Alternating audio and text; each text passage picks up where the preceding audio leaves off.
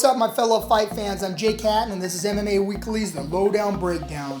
Getting ready to talk about UFC 238 that took place at the United Center in Chicago, Illinois. Tonight's fight card was full of some amazing matchups, but the fight I have been very impatiently waiting for, and the most intriguing for so many ways, was Henry Cejudo versus Marlon Moraes. Henry Cejudo is 32 years old and now holds an impressive 15-2 record. We all know that Cejudo was a very special world-class athlete coming into the UFC, and we have seen him improve in every single fight he has been in, and tonight he continued to secure his legacy and showing why he is one of the best we have ever seen in the octagon. Tonight, the common coined phrase, champ, was thrown away by the Olympic gold medalist, as he has now crowned himself as the Triple Champ by winning the flyweight belt, bantamweight belt, and the gold medal in wrestling in 2008. He's the fourth simultaneously two-division champion in the UFC history to help him secure his place in history as one of the greatest pound-for-pound fighters we have ever seen. Man, oh man, there was so many interesting storylines leading up to tonight's matchup.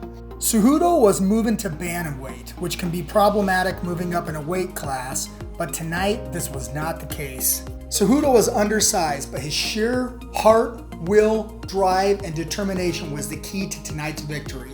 Cejudo was now on a current 5-fight win streak with noticeable wins over Marlon Moraes, TJ Dillashaw, and arguably one of the greatest of all times, Demetrius Johnson, to win the flyweight title. But tonight, he proved once again how unique and special he is, defeating one of the top prospects in the bantamweight division and one of the best, Marlon Moraes.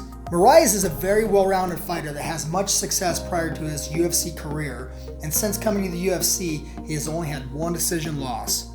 Moraes has been on a tear of destruction, to say the least, defeating the likes of John Dodson, Aljamain Sterling, Jimmy Rivera, and avenging his only UFC loss by submitting Rafael Assunção. Moraes possesses incredible power for the bantamweight division, which made this fight even more compelling, and was on a 4-fight impressive winning streak. Here's how it went down. Round 1, Moraes comes out with hard kicks early, getting Cejudo's attention. Marlon looked fast, powerful, and very comfortable. Cejudo attempted some takedowns with no success, with Moraes staying within a very comfortable distance. Cejudo was clearly cautious of the power of Moraes. Moraes continued with wicked leg kicks and kept him at guard with excellent range. Round 2, Cejudo came out throwing a head kick and looked very aggressive attacking Moraes. Cejudo landed a hard shot that got Moraes' attention, but Moraes continued punishing his legs with nasty kicks and keeping him off guard. Moraes continued fighting intelligent, keeping Cejudo at a good safe range. Cejudo started to land a few big shots, and Moraes fired back, landing a few big shots of his own, and the fight was moving at a vicious fight pace. Cejudo worked into a tie clinch, landing several knees to the face of Moraes, which I thought started to change the tempo of the fight. But towards the end of the round, looked a little wobbly walking back to the corner, but what an insane pace, guys. Round 3, Cejudo comes out fast, pressing the action with an aggressive pace. We clearly see Moraes slowing down now due to Cejudo's incredible pressure. Cejudo once again, with a tie clinch, lands several knees. Cejudo finally secured a takedown, punishing Moraes against the fence, and finally putting him on his back.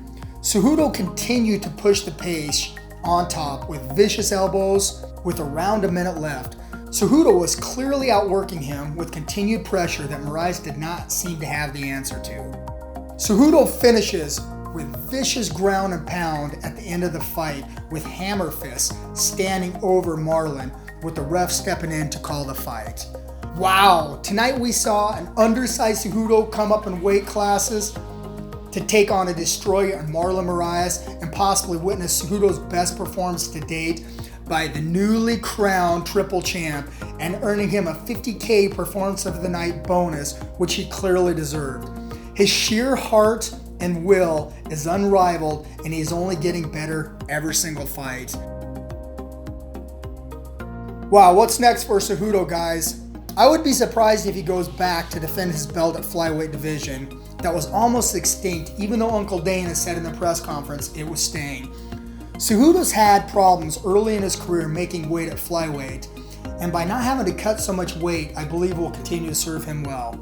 In the post-fight commentary booth, Dominick Cruz and Cejudo exchanged words saying, "Let's fight," but Cejudo made it clear he has to talk to Uncle Dana first with his gold medal smile on his face. Dominick Cruz last fought in 2017 and said it would be an honor to fight, but let's not forget there is a very impressive fighter on a 4-fight win streak in Aljamain Sterling, who is fighting at the top of his game, that defeated a very powerful Pedro Munoz tonight that is impatiently waiting for his shot. Guys, I have to say, not many fights live up to the huge hype, but this one did. Until next time.